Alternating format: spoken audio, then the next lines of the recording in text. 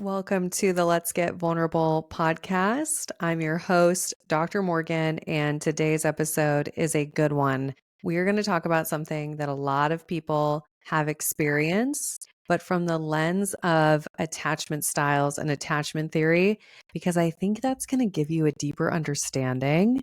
It's going to give you compassion.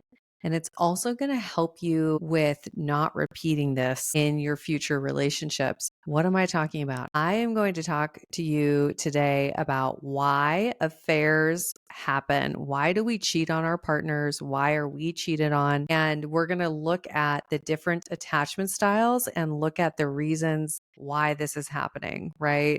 I think it's so easy, if you've ever been cheated on, it's so easy to blame yourself and say, oh, there was something that was wrong with me. There's a way that I'm not good enough for my partner. We can spiral and blame ourselves and go down these terrible, terrible rabbit holes of not being good enough and having low self-worth, right? So this will help you understand why we do what we do in relationships. Why do affairs happen? Because it's never as black and white as that person wanted to be with someone else, right? And of course, I'm talking about monogamous relationships. I know there's a lot of different relationship structures out there. Some people are able to navigate polyamory or having multiple partners. And this is more about people who are in a monogamous relationship and they're experiencing infidelity.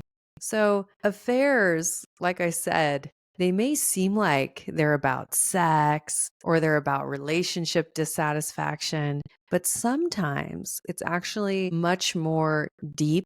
And I would say probably the majority of the time that affairs are actually happening based on the inner workings of an individual, and they can be about being seen and what's happening for us in our relationship of either we're being seen too deeply, too vulnerably, it doesn't feel safe to us, or we're not being seen, right? And we're craving that connection and we've lost that connection. So when we don't feel emotionally safe enough to work through either of those scenarios, it's really easy to seek out someone else outside of the relationship, right? And I want to talk about this, that affairs can be emotional. They can be physical. You can have an affair with someone, but you've never actually been with them in person. I think there's a lot of this that can happen online in the DMs. Obviously, you can also have affairs with people you've known forever, but it doesn't have to include physical intimacy. So let's talk about the core truth. Oftentimes, the number one reason that affairs happen is because of the absence of emotional intimacy in the relationship, not just the physical intimacy. The affair can be a symptom. It's simply a symptom of disconnection, but it could also be a symptom of inner fragmentation. This is what I was talking about, of they can be a symptom of one person in the relationship really struggling internally with who they are and kind of losing themselves. One person may be seeking out a new relationship, not because they want to betray their partner. They may love their partner deeply, but because they've actually lost themselves and they're searching for a new reflection of who they're trying to be. They're searching for a new partner to reflect back to them a different version of themselves than the version that their current partner knows. And I know that's a little bit deep. I'm going to go into this a little bit more because I want you to really get this. Okay, so bear with me here. We're going to review that concept. So, as I was saying, affairs can happen because we no longer want to be seen deeply by our partner. If you think about it this way, let's just do a classic example. You have a man who is in a marriage and it's been a healthy marriage, but he's struggling in his career. And maybe he's dealing with some mental health issues. Maybe he has a lot of anxiety, and this person is really, really struggling. And their partner, their wife in this example, has seen them at their most vulnerable place, has been there on the nights that this person is crying, has been there to help them prepare for their day to day as they're getting ready to go to work. They've seen them in this really vulnerable place. Okay. What can happen is if we aren't dealing with what that means to us as individuals, if this husband isn't processing what he's going through and having a healthy way to cope with what he's going through, and really struggling with who he is and his identity. An affair may happen just because he wants to be with someone who doesn't know that part of him, who doesn't see the broken down, struggling in their career version of who he is, because that doesn't feel comfortable to be that deeply seen because he's not seeing himself that deeply. So to be seen that deeply by his wife is really, really hard. And it causes him to want to pull away and remove himself from the marriage. Okay. So then what happens? This is interesting. So let's just play this out. So he has an affair. He maybe begins as an emotional affair. It goes deeper over time, 6 months in, a year in, and this person still is in the marriage. But then let's just say that he leaves the marriage. He divorces his wife, starts a new relationship with a new person. What happens? Things are going to come up, right? He's going to start to get to know this person more deeply. This person will now see parts of him, vulnerable parts of him. Maybe once again, it's parts that he hasn't dealt with. And what happens? He wants to pull away again.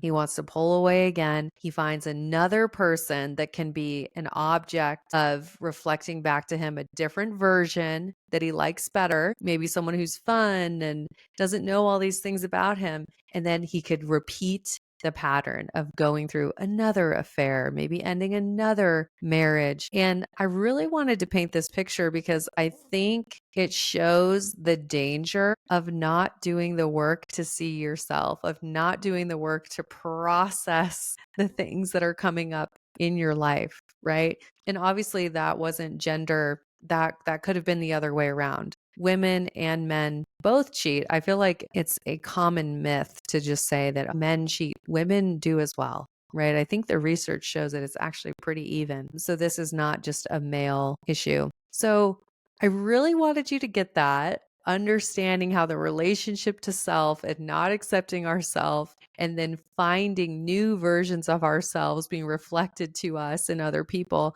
I really wanted you to get that because I think it's key. Because if you're struggling in a relationship and you find yourself being pulled to the attention of someone else or building a relationship with someone else, a lot of times it is not about that new relationship.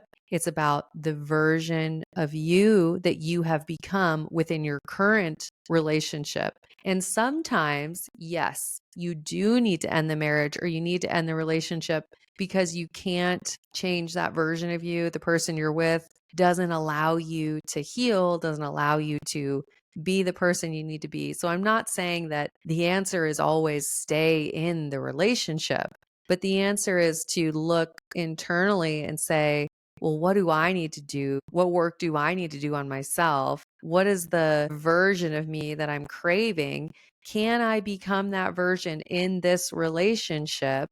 Am I brave enough to have tough conversations with my partner and communicate and work through things, right? I think that's the distinction. Okay. So now that we have a little bit of a deeper understanding of why affairs can happen, let's talk about this from an attachment style lens. So we're going to go through each attachment style and talk about why each style is vulnerable to having an affair. Number one, let's start out with anxious attachment. So with an anxious attachment style, you may already feel chronically unseen or unchosen. And what happens is that's actually the most comfortable thing for your nervous system. You're much better at choosing other people, at being emotionally available for others. Maybe you've attracted someone who's not good at being emotionally available for you. And that is okay for a time. When we have anxious attachment, that actually feels more comfortable to us. That's what we're used to. And we can handle that for a period of time. where we go, okay, yeah, I'm taking care of this other person. I'm emotionally attuned to this other person. I don't need them to be attuned to me. But then what happens is eventually resentment does build up here, right? You do get to this place where you go, oh, my partner's emotionally unavailable. My partner is not showing up for me how I want them to, right? Once you get to that place where maybe you have realized this person isn't going anywhere, I have the reassurance. I don't have to keep working so hard to not be abandoned. So you're settling into the relationship more. Then the person with anxious attachment can get to that resentful place that I'm talking about, right? And then think about this. So they're realizing their partner is unavailable and they're not getting their needs met in the relationship. That's also what they've been accustomed to. But if I have this person that's kind of giving me attention, maybe, it's this person outside of my relationship, someone who is somewhat emotionally available, they're giving me time and energy, and I may have a pull to be seeking validation and seeking emotional connection outside of my relationship. And here's the deal. This is total I was going to say mind fuck. I don't usually say the F word, but it is. Okay. Here's the deal. The reason that it's more comfortable to seek the validation from somebody outside of the relationship is that they don't have that same fear of abandonment. Their primary partner, the person they're in the relationship with, they're doing everything they can to not be abandoned. They're minimizing themselves, not expressing their needs. They're being the partner that's not going to be abandoned. So then asking for the attention, taking up space, maybe getting even physical needs met, et cetera, that can feel safer outside of the relationship because they're not so worried about not being abandoned because they have their primary partner. So this is a whole thing that can really cause a ton of shame and guilt and even self-loathing, self-hatred of the anxiously attached person towards themselves. Because logically, of course, they know they don't want to cheat on their partner, right? And at the same time, they don't want to express their needs to their partner. They don't want to share how they've been feeling because that feels too scary. So then how do they get their needs met? Well, they can get their needs met outside of the relationship. And this is not about pleasure for the anxiously attached person. A lot of times, subconsciously, the affair is about protest. So, we talk about protest behaviors. It's a protest of let me be who I am. Let me be needed. Let me be wanted. See me, choose me, love me. I'm going to get my needs met elsewhere, right? And I think the growth area for the anxiously attached person is to be able to work on becoming securely attached enough that the fears of abandonment are no longer preventing you from speaking your truth in the relationship, right? So that's how we get to the core of it. That's how we prevent affairs from happening. You get to the place where you're securely attached enough that you can express yourself in your relationship. So that was anxious attachment. Anybody have any mind-blowing moments there as we're discussing this? And I just want to say, if you're listening, you're going, oh my God, no wonder I cheated on this person. Or, oh my gosh, no wonder I was cheated on in that relationship dynamic.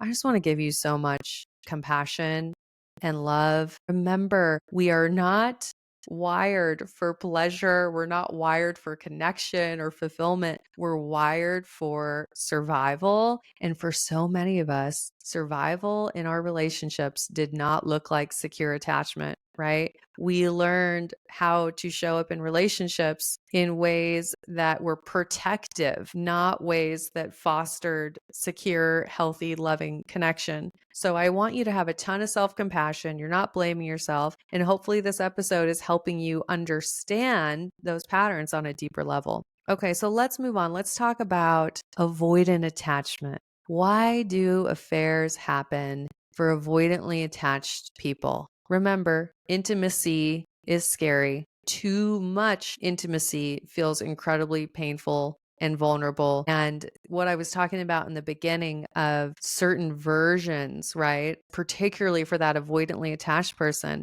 if they feel that their partner has seen them too vulnerable, that they've gotten too close, that they've seen them really suffer, the avoidantly attached person has a lot of pain with that. It doesn't feel good, right? So an affair can be used as a way to maintain emotional distance and autonomy. Because if you've seen me be really vulnerable, you've seen me at my worst, or we've gotten so close and oh my gosh, I feel like I'm starting to depend on you. I've learned I can't depend on anyone. Depending on other people isn't safe. What do? I say, I need other people in my life. I need to spread out my intimacy, right? It makes me think about, not having all of your eggs in one basket. For the avoidantly attached person, having that single relationship and starting to depend on that person and be very close to that person, that can feel incredibly scary. It doesn't feel emotionally safe. So what's really interesting too is for the avoidantly attached person, they will oftentimes idealize people outside of their relationship. So they'll put somebody on a pedestal, even whether it's past relationships or someone new that they've met. It's easy for them to idealize that person, to really see them in a way that is not congruent with reality, put this person on a pedestal. And they can do this because there's less emotional risk with that person. And that's part of the draw. So that can be part of why they're idealizing the person. And they also do this as a way to devalue their current partner. So I see this a lot when I was doing couples therapy. I'd see it with the avoidantly attached person bringing up their past partner and sort of idealizing their past partner. And this was a way to devalue the current partner because it felt more safe to place some of the desire, the intimacy on the past partner instead of having it all go to the current partner. So once again, simply a way to cope with the intimacy and the closeness feeling overwhelming. And for the remember this, I just feel like I have to say this again and again. For the avoidantly attached person, being deeply seen feels terrifying. A new partner would allow them to stay more on the surface. This is someone who doesn't know everything about them. So they get to stay on the surface level. They get to feel more in control. They get to feel less dependent. They get to be in that fun place, and it helps them feel less exposed, less emotionally invested. The things that are scary to them, they can minimize some of that by having an affair partner. So let's move on to disorganized attachment style. And this is the style, for those of you who don't know, or those of you that need a review, where you have both anxious and avoidant strategies happening at the same time. So with disorganized attachment, you're desiring closeness, but you're also afraid of it at the same time. So it really creates this chaotic push and pull behavior. With disorganized attachment, I have people imagine it's like a pendulum swing where you go from, okay, I have anxious attachment strategies to avoidant attachment strategies. I'm going to get really close to you, but then it's too close. So then I pull away, but then I pull away from you. And then I'm scared that you're going to abandon me, right? It is a extremely emotionally exhausting attachment style, a really painful way of being in relationships. Ask me how I know. That was my attachment style for over a decade. And let me tell you, affairs may happen impulsively with a disorganized attachment style, meaning you didn't even think about it. Have you ever either been the person who's had the affair or been cheated on and it was like, oh my God, it just happened. I didn't even think about it, right? So it can happen impulsively, and it can be an attempt to self-soothe trauma wounds. So it's almost like a compulsion, right? Where it's not happening intentionally. It's simply a way to try to self-soothe. Once again, this is not saying that affairs are okay, but it's showing how they can happen as a way of coping, how they can happen as a result of past trauma, as a insecure attachment style, a dysregulated nervous system, right? And with disorganized attachment, there's so many internalized beliefs about being undeserving of safe love. So with a disorganized attachment style, whether you are having an affair or you are being cheated on, there's this belief of, well, that's what love is. Love is chaos. Love is unpredictable. You never know what's going to happen, right? It's not this stable, safe, secure, predictable model of love. And for those with disorganized attachment, love has always felt chaotic. So the chaos that comes with having an affair is normal. It feels really normal to the nervous system, right? It doesn't feel like there's anything wrong. So I think it's important to realize that for disorganized attachment, this can feel very familiar. This can just be like, yep, this is what happens. I know that I've been on both sides, transparently. I've been the person to have the affair. I've been the person who's been cheated on, and I can tell you that happened to me over and over and over and over again in my relationships with when I was primarily showing up with disorganized attachment style, and it just became the norm. Like having the girl DM me on Instagram and say, "Oh, I was with your supposed boyfriend last weekend." It was like I expected it to happen. And when it did, of course, I would feel sick to my stomach and I would say, oh my God, how could this happen again? But it was the norm. I was very good at attracting chaotic, unpredictable relationships. And I think I just anticipated it. It was what I expected. And of course, it happened again and again based on the people that I attracted and also the way that I was showing up. So, how do we stop this? How do we stop this? How do we get to a place where we can relax in love? How do we build secure attachment? Because I'll tell you one thing, it's different to be in a securely attached relationship and maybe you realize, oh, this relationship is not working. This is not what we want. And then you talk about it and you have a healthy breakup and you realize, okay, I wish you the best. Please go on your way. I'm going to go on my way. And then you start dating other people.